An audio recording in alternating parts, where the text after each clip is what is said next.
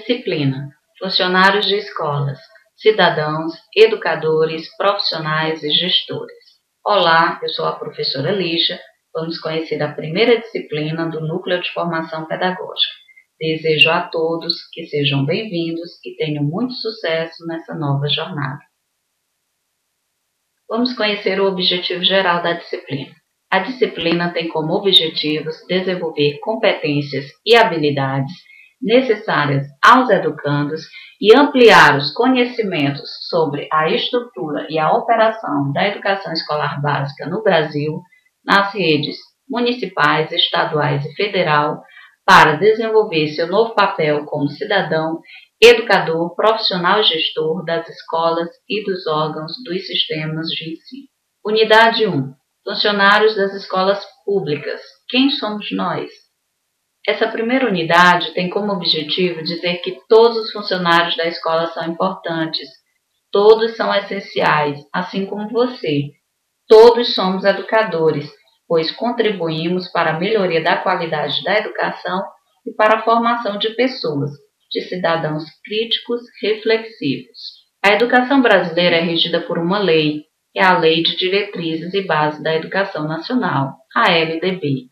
Lei número 9.394 de 1996. Vocês podem encontrar algumas publicações como LDB ou Lei Darcy Ribeiro, já que ela surgiu de uma proposta legislativa do senador e antropólogo Darcy Ribeiro. Foi publicada em 20 de dezembro de 1996 para atender à exigência de uma legislação específica para tratar das diretrizes básicas da educação nacional.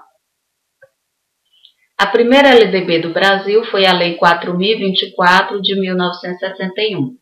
Ela surgiu no contexto de muitas lutas ideológicas entre escola pública e particular. Foram necessários 13 anos, entre 1948 a 1961, de calorosos debates no Congresso Nacional para, enfim, a aprovação e promulgação da nossa primeira LDB pelo então presidente da República, João Goulart. Vamos conhecer como era o ensino na época.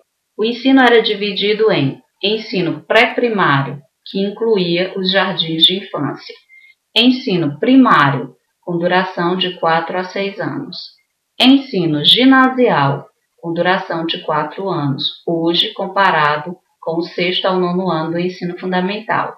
Ensino colegial, hoje ensino médio, onde o aluno tinha várias opções de formação, como científico, clássico, normal, industrial, agrícola e comercial. Lembrando que, na época, quem terminava o 4º ano primário, para ter acesso ao ginásio, tinha que prestar um exame de admissão, que hoje pode ser comparado com os testes de vestibular e com o Enem. Agora vamos conhecer um pouco sobre a escola normal, a modalidade de ensino médio que prevaleceu mais tempo no Brasil. Em 1834 foi fundada a primeira escola normal no Brasil, na cidade de Niterói, então capital da província do Rio de Janeiro, destinada à formação de professores primários. Com a segunda LDB, a Lei número 5.692 de 1971, tentou-se criar a profissionalização compulsória em nível de 2º grau. O que era essa profissionalização compulsória? Era a exigência de que todos os cursos desse nível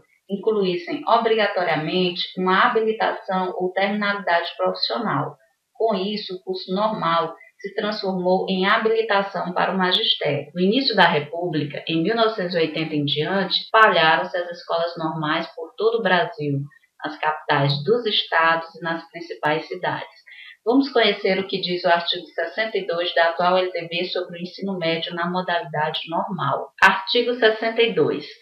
A formação de docentes para atuar na educação básica far-se-á em nível superior, em curso de licenciatura, de graduação plena, em universidades e institutos superiores de educação, admitida como formação mínima para o exercício do magistério na educação infantil e nas 4 primeiras séries do ensino fundamental, a oferecida em nível médio na modalidade normal. Ou seja, a LDB resguardou o direito daqueles que se formaram em nível médio na modalidade normal de atuar no magistério, na educação infantil e nas 4 primeiras séries do ensino fundamental.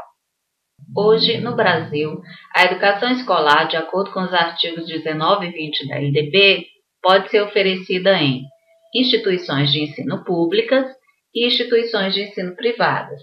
As instituições de ensino são consideradas públicas quando criadas ou incorporadas, mantidas e administradas pelo poder público. Já as instituições privadas de ensino podem ser particulares, que são aquelas mantidas com recursos próprios, que possuem fins lucrativos, as confessionais, as escolas que pertencem às igrejas ou confissões religiosas, as comunitárias, que são aquelas instituídas por grupo de pessoas físicas ou por uma ou mais pessoas jurídicas, inclusive cooperativas educacionais sem fins lucrativos, que incluam na sua entidade mantenedora representantes da comunidade.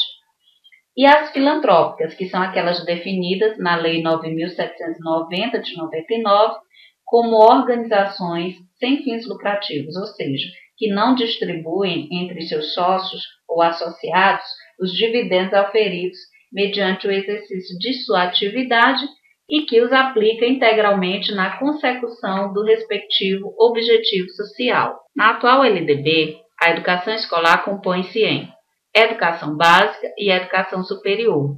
A educação básica, por sua vez, é formada pela educação infantil, ensino fundamental e ensino médio. Então, não esqueça, a educação escolar é composta por educação básica e educação superior. E a educação básica pela educação infantil, ensino fundamental e ensino médio. Além da LDB, que garante o direito aos 200 dias letivos, isto é, efetivos de sala de aula, e às 800 horas anuais aos alunos, existe também o ECA, o Estatuto da Criança e do Adolescente, com a Lei 8.069 de 1990, que traz direitos às crianças e aos adolescentes, protegendo-os legalmente contra qualquer situação vexatória, constrangedora, contra qualquer ato considerado desumano, maus tratos na escola, punições, suspensão, a expulsão e até a transferência compulsória, ou seja, aquela que é obrigatória. Unidade 2. O que é educação? Desenvolvimento pessoal, socialização, comunicação e formação. Unidade 2. O que é educação? Desenvolvimento pessoal, socialização, comunicação e formação. O nosso autor, João Molevade, disse que 50 milhões de alunos são educados pelos professores e funcionários das escolas públicas na educação básica. Com certeza, estatisticamente, esse número já foi ultrapassado.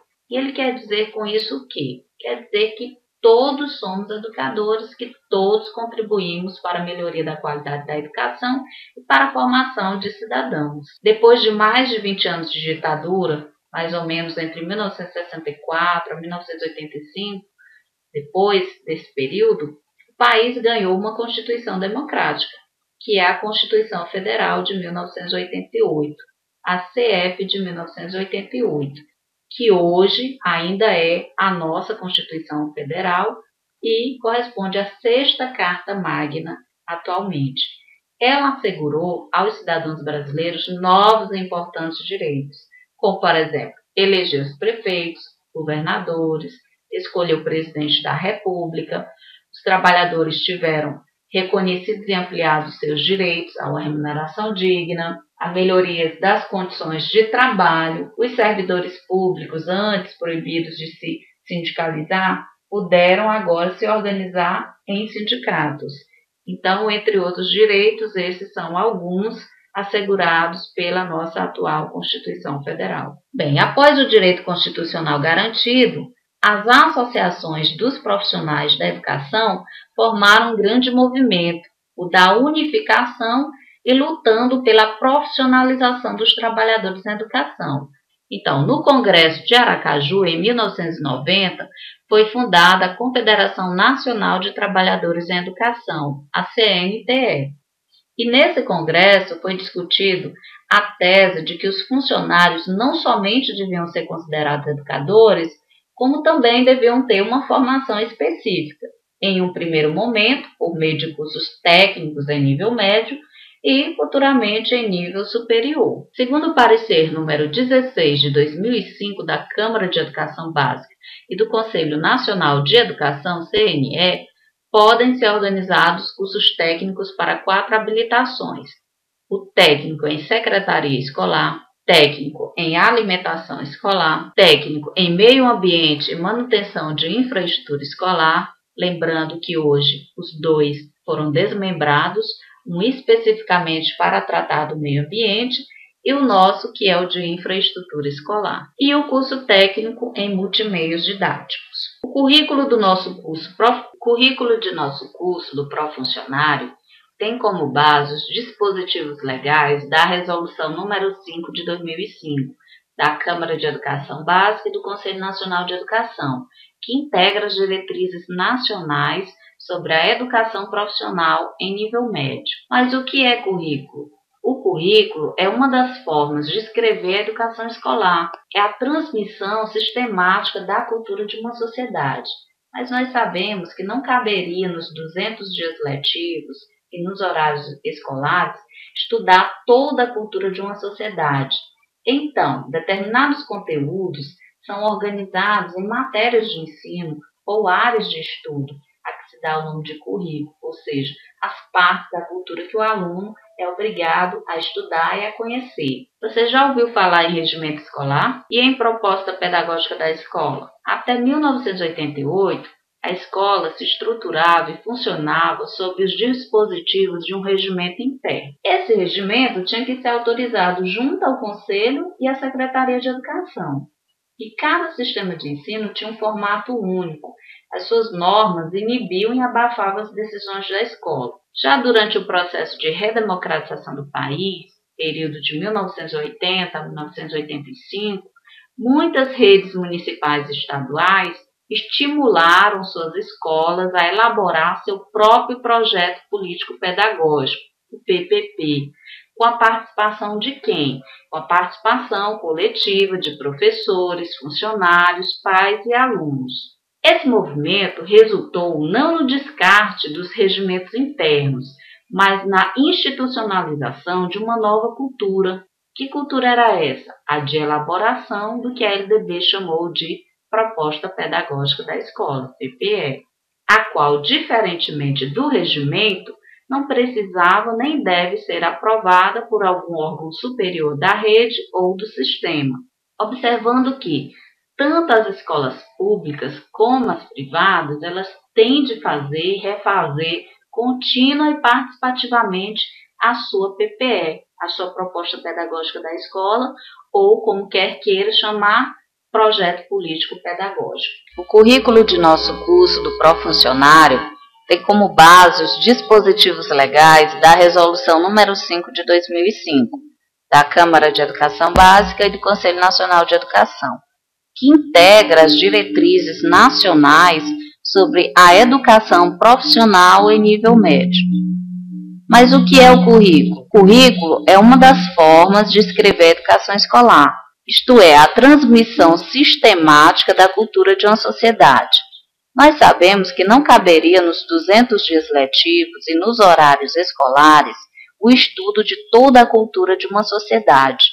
Então, determinados conteúdos são organizados em matérias de ensino ou áreas de estudo, a que se dá o nome de currículo, isto é, as partes da cultura que o aluno é obrigado a conhecer e a estudar. Você já ouviu falar em regimento escolar e em proposta pedagógica da escola? Até 1988, a escola se estruturava e funcionava sob os dispositivos de um regimento interno. Esse regimento, também chamado regimento escolar, tinha que ser autorizado junto ao Conselho e à Secretaria de Educação. E em cada sistema de ensino tinha um formato único. Suas normas inibiam e abafavam as decisões de cada escola. Já durante o processo de redemocratização do país, entre 1980 a 1985, muitas redes municipais e estaduais estimularam suas escolas a elaborar seu próprio projeto político-pedagógico,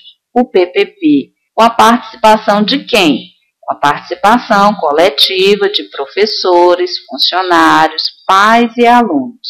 Esse movimento resultou não no descarte dos regimentos internos, mas na institucionalização de uma nova cultura. Que cultura? A de elaboração do que a LDB chamou de Proposta Pedagógica da Escola, PPE, a qual, diferentemente do regimento, não precisava nem deve ser aprovada por algum órgão superior da rede ou do sistema. Observemos que tanto as escolas públicas como as privadas, elas têm de fazer e refazer contínua e participativamente a sua PPE, ou como queiram chamar também PPP, Projeto Político Pedagógico. Vejam como se compõe a educação escolar segundo o artigo 21 da LDB. Nós já dissemos que a educação escolar ela é composta por dois níveis. Primeiro, a educação básica. Segundo, a educação superior. A educação básica tem como etapa a educação infantil, o ensino fundamental e o ensino médio. E a educação superior tem a graduação, especialização, mestrado e doutorado.